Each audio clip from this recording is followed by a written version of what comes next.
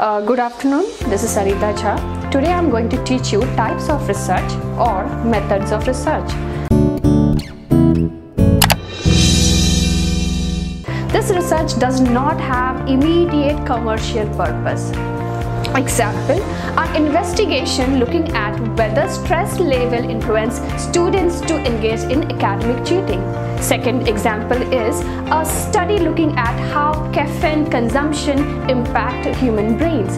Next example is a study assessing whether men or women are more likely to attracted towards stress. A way of gaining knowledge by means of direct or indirect observation and experience.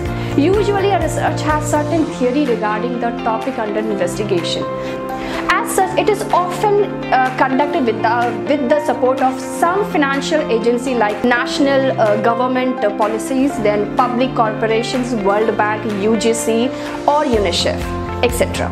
For example, if government is conducting research for improving the agricultural crop production so that he could find out what are the changes has been incurred in today's world.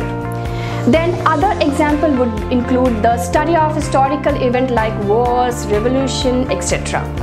Analysis of historical data may help explain current and future events based on past experience.